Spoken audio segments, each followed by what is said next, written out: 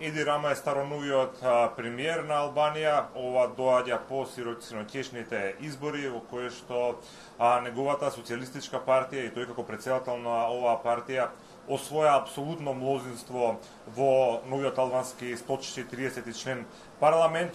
Единствена дилема сега што останува пред официјалната пресконференција на Централната албанска изборна комисија е дали Еди Рама победи со 75 или со 76 пратеници. Како и да е, има над 71, што му е сосема доволно да може самостојно да формира влада, односно да не мора да коалицира со нешто. Практично со ова се срушија сите оние претпоставки кои што пред изборите ги дава повеќе рейтинг агенции кои велеа дека новата албанска влада ќе биде коалициона, бидејќи ниту една од партиите нема да освои вакво мнозинство во парламентот. Сепак ова за според многумина е изненадување на овие избори. Еди Рама и покрај тоа што беше бойкотиран практично од сите политичари, од сите политички партии во предизборието велеа дека нема да коалицираат со него, сепак тој го успеа да го добие тоа што го бараше и пред изборите, нели тогаш се обраќајќи се на гласачите за време на кампањата бараше 62 пратеници да може да ја формира владата.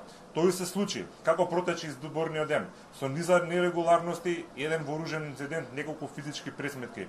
Меѓутоа, и покрај тоа што има жалби за и барање за прегласување на некои избирачки места, сепак тоа нема да ја наруши победата на Еди Рама, како што кажав, изразена со над 65 пратеници.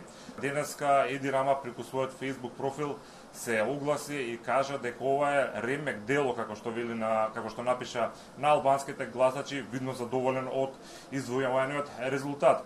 Втората партија по број на пратеници најверојатно ќе има околу 35 Демократската партија на Љуизин. Еди Рама на гласачите што во предизборите им вети дека пред се ќе се бори против сиромаштијата, корупцијата и ќе се залага Албанија час поскоро да стане дел од Европската унија. Малку бројки вети 650 милиони долари за покачување на платите и 250 милиони долари за покачување на пензиите. Рече дека ќе има промени во даночниот систем во Албанија, без тоа при тоа да го образложи.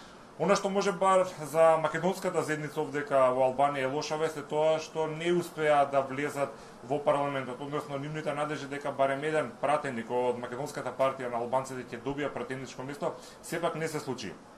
Главната причина за тоа е многу слабиот резултат на поранешната партија на сега актуелниот председател на Албанија Илир Мета. ЛСИ освои нешто над 15% од гласовите, а со тоа не освои доволно пратенички места, барем колку што се надева партијата на македонците во Албанија не одеше самостојно на овие избори, беше токму во коалиција во ЛСИ, нивни кандидати беа на избирачките листи, меѓутоа според овие резултати што ги освои партијата, нема ниту еден македонски представник во новиот албански парламент.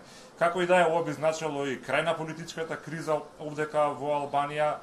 Причината веќе ја кажав, Еди Рама ќе биде староновиот премиер на оваа држава, ќе може самостојно да ја формира владата, не пречен од никако, така што ќе има едни вакви комотни 4 години да ја води Албанија, како што вели во просперитет и напредок.